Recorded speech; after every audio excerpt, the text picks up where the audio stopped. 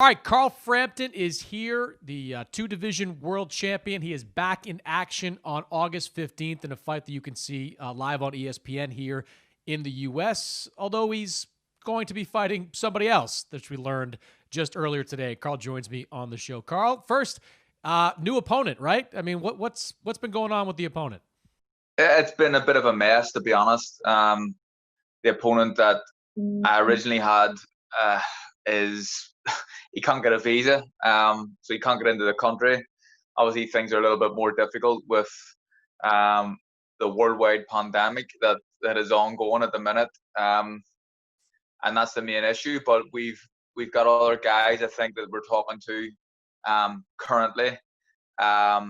There's been a guy on standby. MTK kind of thought that this might have been an issue, so they've been paying a guy to train for the last 4 weeks just in case this situation arose, which has. So potentially it could be him. I don't want to say his name yet until we get it confirmed, but I'm pretty sure I'll have an opponent that I will be fighting on the 15th of August. How comfortable are you going to be fighting somebody that you weren't necessarily preparing for on the 15th? It's not ideal, is it? But whoever's coming in will have had the same amount of time to prepare for me as I've had to prepare for them. So, and I've been in training now for about 10 weeks, so I'm in good shape. My weight's good. I still don't know what weight I'm going to be fighting at. Hoping it to be 130. But I suppose if you're getting an opponent in at late notice, it may be above 130. I probably know as much as you at this point, but I'm confident that I will get an opponent very soon. 2020 has been a pretty weird year, huh? It has, yeah, it has for everyone.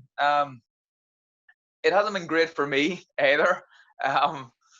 It's just, yeah, if I didn't have bad luck, I don't think I'd have any luck. It's just the way things are going. And a guy that I'm looking to fight, Hearn, exactly the same boat as me in terms of mishaps and things going wrong. So it hasn't been a great year. Yeah, what have you been thinking watching a guy like Herring, who you're penciled in to face at some point later this year, possibly in a title fight? I mean, he's not only lost a fight once, he's lost a fight twice. Now he's training for the third time to get into the ring against Jonathan Akendo. What have you been thinking watching that unfold over the last couple of months?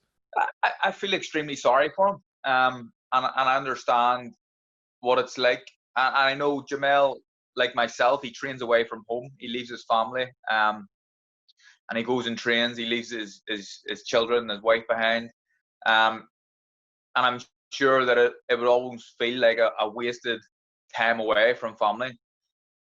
It's got to be hard to deal with, but I know that Jamel, I don't know him personally, but the impression I have of him is that he's mentally a very strong person, and I'm pretty sure he'll be able to deal with it. And the thing with me is in this situation as well, is I feel like I'm mentally a strong person. I think we'll get it sorted. How challenging, Carl, has this year been for you, not just professionally, but personally? I mean, having this pandemic, effectively shut the world down, the UK included. I mean, what have you had to kind of deal with over these last 4 months? Well, I suppose it's same for me as has been for everyone else. In this game of boxing, obviously, there's a lot of things going on at the minute, fighting behind closed doors. I was supposed to fight Hearn. I think June 13th was the proposed date. It was almost all done, and then what's happened has happened. I've been lucky enough that I've got a bit of a gym at home, so I've been training. But I've been over here in Manchester where I normally train with my team now for about 10 weeks. So I've got a good kind of solid base behind me. I'm fit and I'm ready. I'm really ready to hit the ground running when things just open up again. What kind of precautions are you taking to make sure that the coronavirus doesn't impact your training and hopefully not your fight on the 15th? Well, same as everybody else, really. Masks when I'm out and around. Washing hands constantly to the point where they're very sore and they're cracking and dehydrated. But I've also been. I normally fly home every weekend, so the flight from Belfast to Manchester is literally 50 minutes. Um, I don't feel comfortable getting on flights just yet. So I've been getting the overnight ferry every second weekend rather than every weekend, which takes 9 hours. But you can get a cabin. So I get this boat from Belfast to Manchester. I get a cabin. I'm alone. Nobody comes anywhere near me. But I feel like that's a precaution that I have to take just to not pick up the virus. How does that wear on you at all mentally? You know, being alone as often as you are. Not really, because I'm used to it and I've been doing it my whole career. I don't. I miss my family, obviously. I miss my kids and I miss my wife, but I enjoy my own company sometimes. I don't mind sitting down, reading a book, watching a bit of Netflix or whatever. Yeah, I can deal with it okay. I can relate to that. I'm also okay with a long night of afternoon of Netflix. That's it's not a bad way to spend a day. How for people that aren't in the U.S. that aren't clear on how things are going over in the U.K. What do you see when you go out? What do you see when you're around the people over there about how they're treating this coronavirus? Because I can tell you in the U.S. we're still a disaster. Like we don't know. There are still people that think masks are a myth, that it doesn't work to protect yourself that way. What are you seeing over in the UK? Well, I see that. I think it's been a bit of a disaster over here as well, in terms of casualties and how the government have dealt with it. But where I am at the minute, I'm in Manchester. There's been a bit of a lockdown, not as strict as it was at the start, but there's been an upsurge in the amount of coronavirus victims and people contracting the disease. So there's been a little bit of a kind of, it's not an extreme lockdown, but there's been a few precautions taken by people. Less people are out in the street, but when you do see people on the street, I would say 90% are wearing masks, and obviously you've got some people who don't want to wear them and don't feel like they need to wear them. But I would say that most of the population are taking it pretty seriously. It's been kind of a roller coaster of the last 4 years from you. You got to kind of the top when you beat Leo Santa Cruz in 2016, lost a year later, you come back, you beat Nonito Donaire in a big fight, and then you lose to Josh Warrington. When you look at the two losses, the Santa Cruz loss and the rematch and the Warrington fight, was one worse than the other, or did they both feel the same? I think, yeah, obviously I was upset when I lost both times. I wanted to win the fights. I was confident I could have won the fights. I think the Warrington fight for me though was the hardest one to get over, because I feel like I didn't perform at all. I feel like I just feel like it wasn't me, and there's a lot more to give. And he won the fight fair and square, but I got it wrong on the night, and I feel like that's a fight that I could avenge if I got the chance for a rematch again. The Santa Cruz fight, great, brilliant fight, both of them. Should have been a third fight, but obviously there hasn't been, which is a shame, but it's through no fault of my own. I've wanted to fight. I was happy to travel to LA to fight him. He knows that, his team know that, but the Warrington fight, I would say, hurt me more than the Santa Cruz loss. Did those two Santa Cruz fights, do you feel like they took anything out of you? I mean, they were brilliant fights. I mean, fight of the year type contest. When you go through that twice, did they take anything out of you? I don't think so. And the you could ask the same question about the Warrington defeat as well, which was another great fight. But if you'd have seen me sparring last night, and I know people talk about this all the time, but I felt like, and I spoke to my team about it, it's the best I performed in sparring in years. I feel like I'm rolling back the years, and whether that's to do with the camp has changed slightly this time. We're doing less rounds of sparring because it was a struggle to get sparring partners in. we weren't allowed to spar. The British Board of Control didn't allow sparring up until around 4 or 5 weeks ago.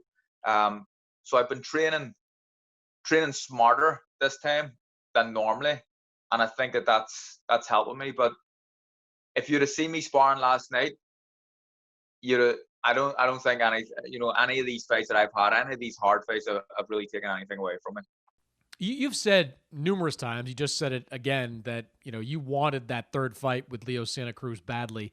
Why do you think that never happened? Can you pinpoint it to one thing or one reason why that third fight didn't come about? There's probably a number of reasons. Ultimately, the fight could have happened if he wanted it to happen. That's the main issue here. There's another reason that I can't really say because it would probably get me in a lot of trouble legally. But yeah, it's a shame. It really is a shame. But I think it'll be more of a blotch on his career when we look back retrospectively at the end of our careers, and people ask the question, why did the third fight never happen? I think it'll be more of a blotch on him than it is on me. Have you completely given up hope that could happen? I mean, you are presumably going to be in a world title fight at 130 pounds at some point later this year. Leo is in a very tough fight with Gervonta Davis later this year, but it is going to be for 130-pound title. I mean, do you think, as any part of you still want that fight, especially if both of you guys come out with wins? Yeah, I want the fight certainly, but I just don't see it ever happening. And that's a shame. But again, I've tried to have this fight. I've wanted the fight, but yeah, it's just a shame that it never happened. You had said that after the Warrington fight, you were considering, your career. Would you retire? Would you keep going forward? What was that process like, and how did you come to the decision to keep your career going? I did reflect kind of over the new year. When Josh beat me, I was upset with myself. I thought about retirement, but I think the main issue was I didn't want to go out on a fight like that because I knew I was still a better fighter than that performance, and I wanted to show people that I am a better fighter than that. And I got it wrong in the night. It wasn't a case of me being over the hill. It was a case of me getting my tactics wrong, and I hold my hands up for that and take full responsibility. So that was it, really. Once I thought about that and had that kind of thought process, and I spoke to MTK, my team, the deal with Top Rank then came up, and when, in my opinion, Top Rank, the biggest promotional outfit on the planet, when they come calling and saying, we think we can make you a world champion again, we'll give you the opportunity against Jamel Hearn, I had to take it, and I'm confident that I can become a world champion. Was Hearn the fight that you have been eyeballing all along? I know you were scheduled to face him, but for the last, as you kind of made this second run at a world championship, I mean, was he the one that you identified as the guy you wanted to fight? Yeah, I think so. And our names have been mentioned alongside each other for probably about a year now. So, and I knew that he was with Top Rank, and I knew that he's looking for opponents all the time. There's not a lot of opponents seem to want to fight Jamel Hearn, but I'm standing up here and saying that I'll fight him. I'm happy to fight him. He seems like that he wants to give me the opportunity. So there's a mutual respect between me and Jamel, and I'm pretty sure that the fight will happen at some point very soon. It's a good division that you're in, especially being aligned with Top Rank. It's several of the champions are over there. I mean, it might not be just one fight for you. It could be multiple big fights over the next 18 months. Yeah, Burchelt, what a fighter. Probably the number one guy in the division, I would say. But even someone like Oscar Valdez, although he's not a champion, it's a huge fight for me. And we're talking about me and him fighting as featherweights. We have a bit of a rivalry. Again, a mutual respect between me and Oscar, but that's another fight that really interests me. Before I let you go, it's interesting. British boxing politics have been a lot like in the U.S., with promoters not working together. Recently, you've had Frank Warren come out and say, Eddie Hearn and I should do business together. Tell me, as someone who is over there. How likely do you think that is, knowing those two parties? And what would that mean for British boxing if, these two promoters can work together? Well, first of all, what it would mean if the two top promoters in the UK could get their top fighters fighting each other, it would be huge for British boxing. It'd be huge for world boxing, and they could make some incredible matchups. It's interesting that both guys, they're normally really at loggerheads and criticizing each other constantly. But I think the latest interviews that I've seen, both of them seem optimistic, as if they could try and make fights happen. So hopefully something comes off from that, and it's not just hearsay and a little bit of talk. But who knows? This game, you know what it's like, promoters working with each other. It's difficult sometimes. Hopefully they can all kind of get together and make the big fights happen.